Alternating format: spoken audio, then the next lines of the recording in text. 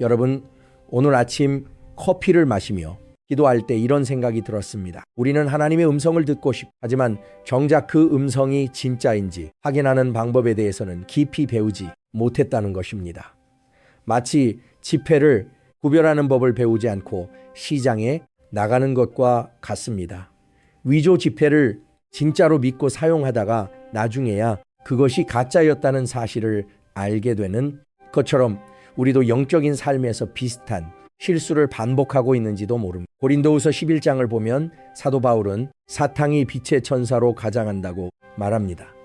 이 말씀은 단순히 악한 것이 선한 척한다는 의미가 아닙니다. 오히려 악한 것이 너무나 선해 보여서 구별이 거의 불가능할 정도로 정교하게 모방한다는 뜻입니다. 이것이 우리가 직면한 진짜 문제입니다.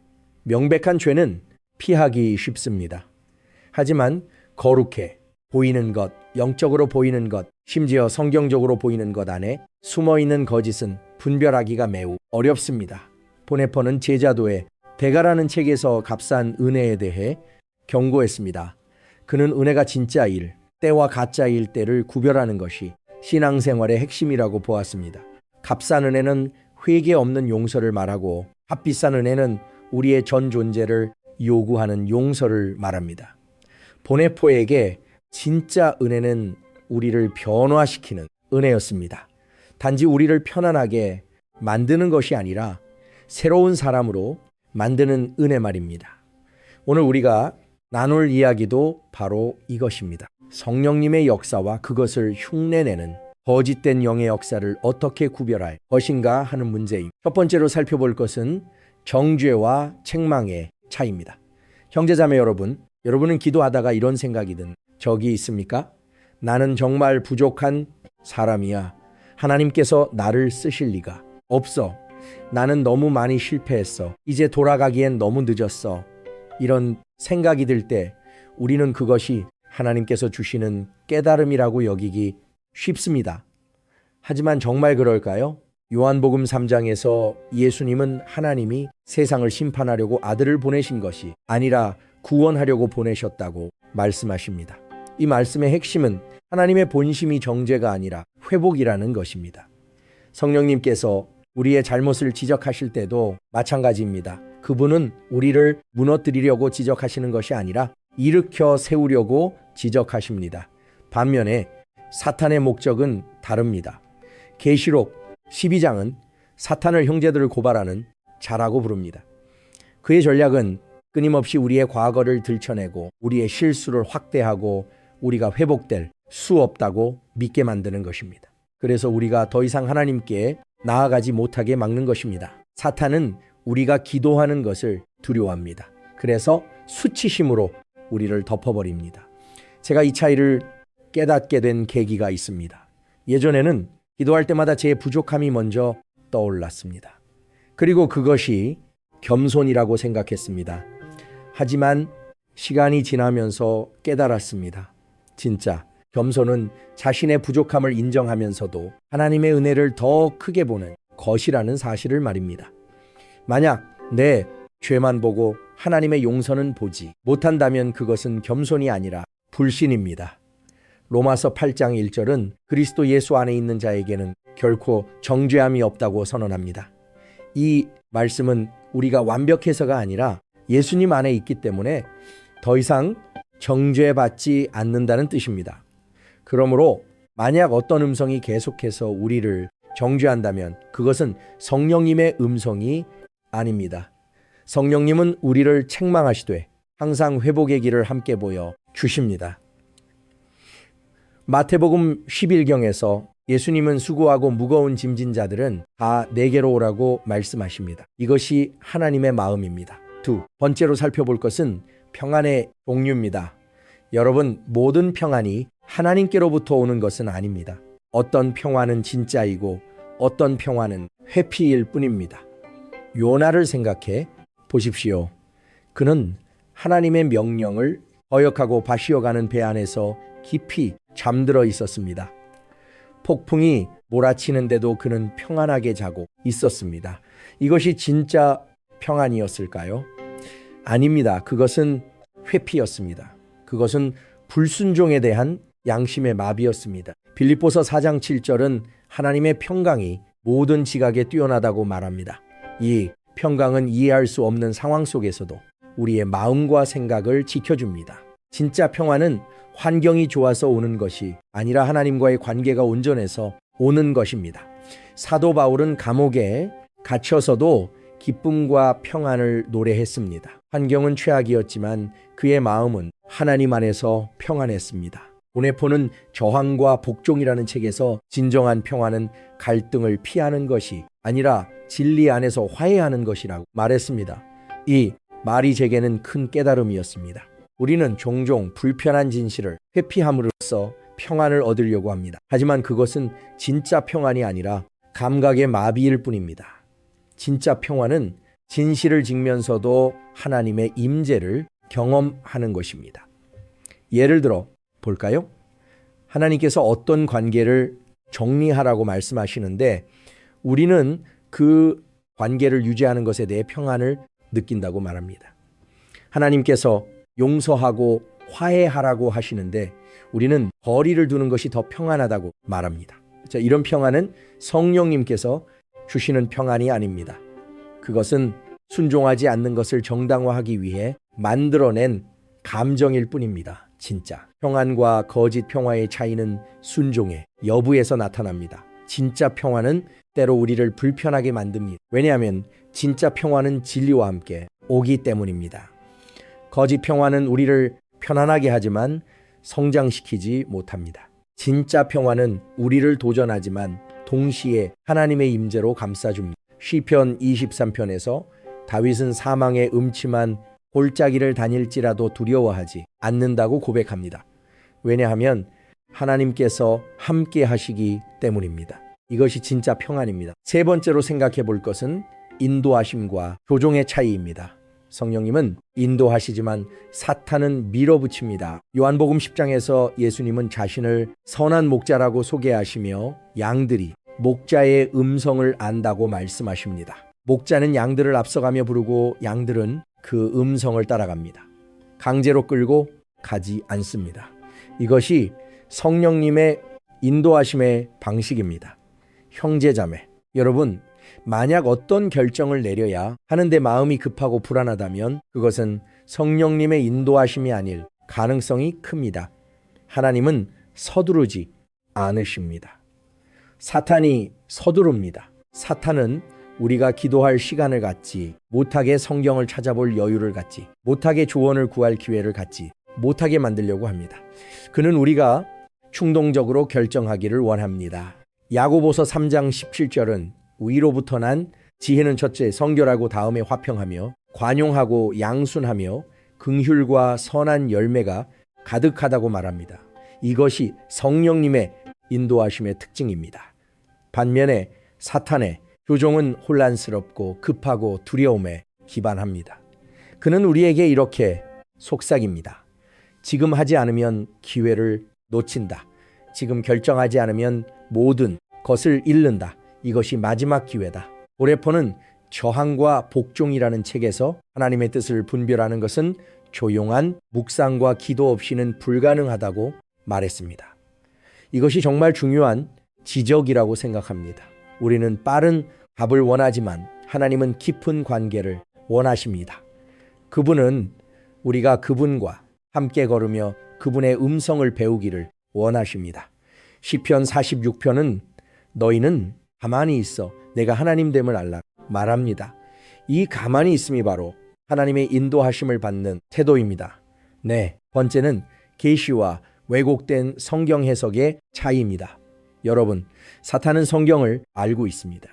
마태복음 4장에서 예수님을 시험할 때 사탄은 3번 모두 성경 구절을 인용했습니다. 문제는 그가 성경을 인용했다는 것이 아니라 그곳을 왜곡해서 사용했다는 것입니다. 그는 문맥을 무시하고 하나님의 의도를 비틀고 자신의 목적을 위해 말씀을 이용했습니다. 시편 37편 4절은 여호와를 기뻐하면 그가 내 마음의 소원을 네게 이어 주신다고 말합니다. 하지만 이 구절의 전제는 여호와를 기뻐하는 것입니다. 만약 우리가 이 부분을 건너뛰고 단지 원하는 것을 얻기 위해 이 구절을 사용한다면 우리는 성을곡하는 것입니다. 하나님을 기뻐할 때 우리의 소원 자체가 변화됩니다. 우리는 더 이상 우리 자신의 것을 원하지 않고 하나님의 것을 원하게 됩니다. 사도행전 17장 11절은 베레아 사람들이 날마다 성경을 상고하여 바울이 전한 것이 그러한가 알아보았다고 말합니다. 이것이 우리가 가져야 할 태도입니다. 누가 말했든 그것이 아무리 영적으로 들리든 우리는 반드시 성경으로 확인해야 합니다. 바울처럼 존경받는 사도의 말도 확인했다면 오늘날 우리가 듣는 모든 말은 더욱 확인해야 합니다. 저는 이전에 성경을 많이 알면 자동으로 분별력이 생긴다고 생각했습니다. 하지만 지금은 생각이 다릅니다. 성경을 아는 것과 성경을 올바르게 적용하는 것은 다른 문제입니다. 우리는 성령님의 도우심으로 성경을 읽어야 합니다. 그래야 말씀이 우리를 변화시키고 우리의 생각을 하나님의 생각으로 맞춰갑니다. 디모데후서 2장 15절은 진리의 말씀을 옳게 분별하는 일꾼이 되라고 권면합니다. 다섯 번째로 살펴볼 것은 은사와 교만의 관계입니다. 마태복음 7장 22절에서 23절은 충격적인 말씀을 전합니다. 많은 사람들이 주님 앞에서 자신들이 행한 예언과 귀신 축출과 기적을 말하지만 예수님은 그들을 아신 적이 없다고 말씀하십니다. 이것은 은사 자체가 구원의 증거가 아니라는 뜻입니다. 은사보다 중요한 것은 하나님과의 관계입니다.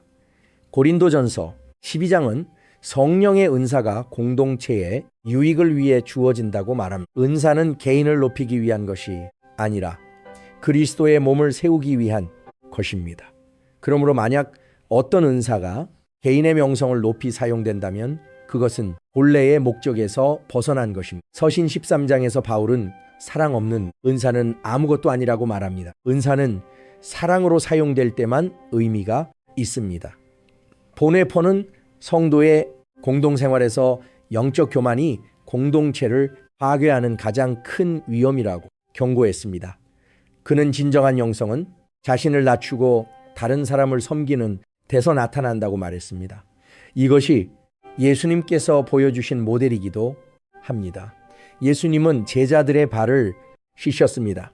신분이 가장 낮은 일을 하셨습니다. 여러분, 우리는 스스로에게 물어봐야 합니다. 내가 가진 은사를 통해 사람들이 나를 기억합니까? 아니면 하나님을 기억합니까? 내가 말할 때 사람들은 나의 지혜를 칭찬합니까? 아니면 하나님의 은혜를 찬양합니까? 이것이 진짜 은사와 가짜 은사를 구별하는 핵심입니다. 세례 요한은 요한복음 3장에서 그는 흥하여야 하겠고 나는 쇠하여야 하리라고 말했습니다. 이것이 진정한 사역자의 자세입니다. 야고보서 4장 6절은 하나님이 교만한 자를 물리치시고 겸손한 자에게 은혜를 주신다고 말합니다. 아무리 큰 은사를 받았어도 겸손하지 않으면 그것은 결국 우리를 넘어뜨릴 것입니다. 반대로 작은 은사라도 겸손하게 사용하면 하나님께서 그것을 통해 큰 일을 하십니다. 하나님은 우리의 능력보다 우리의 마음을 보십니다. 여섯 번째는 하나님의 소원과 육체의 욕망을 구별하는 것입니다. 창세기 3장에서 하와는 선악과를 먹으면 하나님처럼 될 수 있다는 말을 들었습니다. 이것은 나쁜 것처럼 들리지 않습니다. 오히려 고상한 목표처럼 보입니다. 그것은 하나님의 방식이 아닌 다른 방식으로 하나님처럼 되려는 시도였고 그것이 바로 죄의 시작이었습니다. 방법이 잘못되면 아무리 좋은 목표도 죄가 됩니다. 잠언 16장이 15절은 사람의 보기에 바른 길이 있어도 필경은 사망의 길이라고 경고합니다. 모든 좋아 보이는 것이 하나님으로부터 온 것은 아닙니다.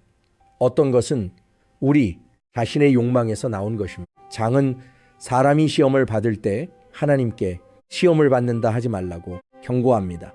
오히려 각 사람이 시험을 받는 것은 자기 욕심에 끌려 미혹됨이라고 말합니다. 포네퍼는 제자도의 대가에서 예수님을 따르는 것은 자기 부인을 의미한다고 말했습니다.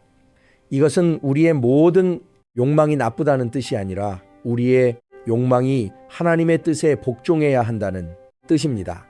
우리는 먼저 하나님의 나라와 그의 의를 구해야 하고 그러면 다른 것들이 더해질 것이라는 마태복음 6장 33절의 원리를 기억해야 합니다. 순서가 중요합니다.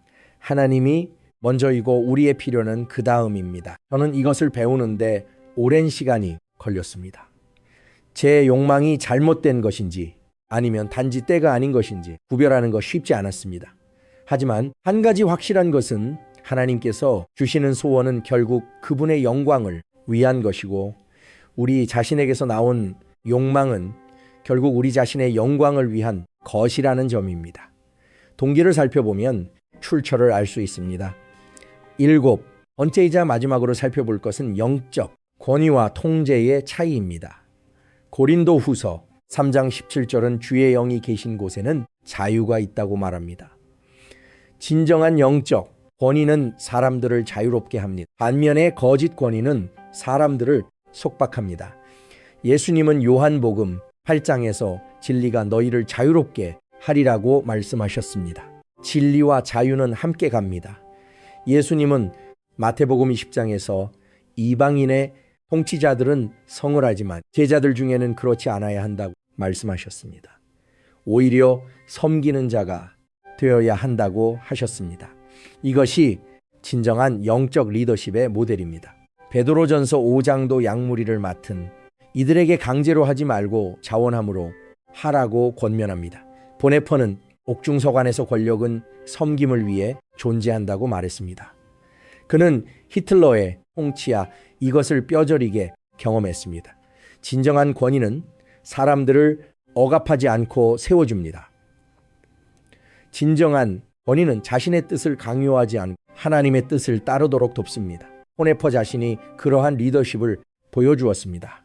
그는 자신의 안전보다 진리를 선택했고 결국 그것으로 순교했습니다. 여러분, 만약 어떤 영적 지도자가 질문을 허용하지 않고 자신의 말에 복종할 것을 요구하고 떠나는 사람을 저주하거나 협박한다면 그것은 성님의 권위가 아닙니다. 그것은 통제이고 조종입니다. 예수님은 제자들에게 강요하지 않으셨습니다.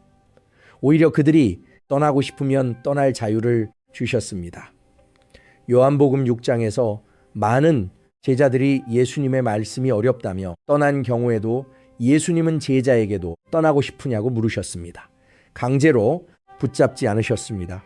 이것이 진정한 영권위의 모습입니다. 진리로 인도하되 선택의 자유는 존중하는 것입니다. 하나님조차 우리에게 선택의 자유를 주셨습니다. 신명기 30장에서 하나님은 생명과 사망을 우리 앞에 두시고 생명을 택하라고 권면하시지만 강요하지는 않으십니다. 이제 우리가 나눈 이야기를 정리해 보겠습니다. 사탄은 성님을 흉내니다. 그는 정죄로 책망을 흉내내고 무감각으로 평안을 흉내내고 조종으로 인도하심을 흉내내고 왜곡으로 계시를 흉내내고 교만으로 은사를 흉내내고 욕망으로 소원을 흉내내고 통제로 권위를 흉내냅니다. 이 모든 것은 정교하고 교묘함. 그래서 우리는 깨어 있어야 합니다. 그렇다면 우리는 어떻게 해야 할까요? 히브리서 5장 14절은 장성한 자들은 지각을 사용하여 연단함으로 선악을 분별하는 자들이라고 말합니다. 분별력은 하루아침에 생기지 않습니다. 그것은 계속해서 말씀을 묵상하고 기도하고 성령님과 동행하는 가운데 자라나는 것입니다. 마치 근육을 단련하듯이 분별력도 사용할수록 강해집니다. 보네퍼는 나를 따르라는 책에서 예수님을 따르는 것은 매일의 선택이라고 말했습니다. 한 번에 결단으로 끝나는 것이 아니라 매일 십자가를 지고 따라가는 것입니다. 분별력도 마찬가지입니다. 한번 배워서 끝나는 것이 아니라 계속해서 훈련하고 성장시켜야 하는 것입니다. 누가복음 9장에서 예수님은 누구든지 나를 따라오려거든 자기를 부인하고 날마다 제 십자가를 지고 나를 따를 것이니라고 말씀하셨습니다. 저는 이제 이렇게 생각합니다. 분별력은 의심과 다릅니다. 분별력은 모든 것을 성경과 성령님의 증거로 확인하는 것이고 의심은 하나님의 선하심 자체를 의심하는 것입니다. 우리는 분별력 있는 사람이 되어야 하지만 의심하는 사람이 되어서는 안 됩니다. 데살로니가전서 5장은 모든 것을 시험하고 좋은 것을 취하라고 말합니다. 시험하되 믿음 안에서 시험하는 것입니다. 요한일서 4장 1절은 영들이 하나님께 속하였나 시험하라고 말합니다. 이것은 우리에게 주어진 책임입니다. 우리는 단순히 느낌만으로 따라가서는 안 됩니다. 우리는 성경으로 확인하고 기도로 구하고 성령님께 지혜를 구해야 합니다. 같은 서신 4장 6절은 하나님께 속한 자는 우리의 말을 듣고 하나님께 속하지 않은 자는 우리의 말을 듣지 않는다고 말합니다. 진리에 속한 자는 진리를 알아봅니다. 형제, 자매 여러분, 마지막으로 한 가지만 더 말씀드리고 싶습니다. 이 모든 것의 목적은 우리가 두려워하며 살라는 것이 아닙니다. 오히려 확신을 가지고 살라는 것입니다. 진짜를 알면 가짜를 쉽게 구별할 수 있습니다. 성령님과 깊은 관계를 맺고 살면 그분이 아닌 다른 음성이 들릴 때 우리는 금방 알아챌 수 있습니다. 요한복음 10장에서 예수님은 양들이 목자의 음성을 안다고 말씀하셨습니다. 어떻게 할까요? 익숙하기 때문입니다. 매일 듣기 때문입니다. 우리도 마찬가지입니다. 매일 말씀을 읽고 매일 기도하고 매일 성령님과 교제하면 우리는 그분의 음성에 익숙해집니다. 그러면 다른 음성이 들릴 때 우리는 이상함을 느낍니다. 시편 119편에 저자는 주의 말씀이 내 발의 등이요 내 길의 빛이라고 고백합니다. 디모데후서 3장 16절과 17절은 모든 성경은 하나님의 감동으로 된 것으로 교훈과 책망과 바르게 함과 의로 교육하기에 유익하다고 말합니다. 말씀은 우리의 기준이고 우리의 낫반이고 우리의 안전장치입니다. 말씀에서 벗어나는 것은 무엇이든 의심해 봐야 합니다. 예수님도 사탄의 시험을 물리치실 때 말씀으로 대응하셨습니다. 여러분이 시대는 더욱 혼란스러워지고 있습니다. 마태복음 24장에서 예수님이 경고하신 것처럼 거짓 그리스도와 거짓 선지자들이 많아지고 있습니다. 그러므로 우리는 더욱 깨어 있어야 합니다. 더욱 분별력 있게 살아야 합니다. 베드로전서 5장 8절은 근신하고 깨어 있으라 권면합니다. 대적 마귀가 우는 사자같이 두루다니며 삼킬 자를 찾기 때문입니다. 하지만 동시에 우리는 두려워할 필요가 없습니다. 요한일서 4장 4절은 우리 안에 계시니가 세상에 있는 이보다 크시다 말합니다. 성령님께서 우리 안에 계시면 그분이 우리를 지키시고 인도하십니다. 우리가 할 일은 그분께 귀를 기울이고 그분의 말씀에 순종하는 것입니다. 시편 91편은 지존자의 은밀한 곳에 거주하는 자는 전능하신 이의 그늘 아래에 거한다고 약속합니다. 오늘 이 메시지가 여러분에게 두려움이 아니라 확신을 주기를 바랍니다. 진리를 알면 자유롭게 됩니다. 요한복음 8장 32절의 이 약속은 지금도 유효합니다. 우리가 진짜 성령님의 음성을 분별할 수 있다면 우리는 거짓에 속지 않고 자유롭게 살 수 있습니다. 에베소서 6장은 진리로 허리띠를 두르라고 말합니다. 진리가 우리를 지킵니다. 댓글에 이렇게 짧게 고백해 주세요. 릴리가 자유케 하리니 이 한 문장이 오늘 우리가 나눈 모든 이야기를 요약합니다. 이 메시지가 도움이 되셨다면 말씀의 서재 채널을 구독해 주시고 좋아요와 알림 설정도 부탁드립니다. 그리고 주변에 이 메시지가 필요한 분들이 있다면 공유해 주세요. 함께 진리 안에서 자유를 누리는 공동체가 되기를 소망합니다. 여러분, 우리는 혼자가 아닙니다. 성령님께서 우리와 함께 하십니다. 그분은 우리를 진리 가운데로 인도하시고 우리에게 분별력을 주시고 우리를 지켜주십니다. 그러므로 담대하게 앞으로 나아가십시오. 말씀으로 무장하고 기도로 깨어있고 성령님께 의지하면서 말입니다. 마지막으로 이것만 기억하십시오. 진짜를 알면 가짜는 저절로 드러납니다. 성령님과 깊이 교화하십시오. 그러면 그분이 아닌 다른 음성은 자연스럽게 걸러질 것입니다.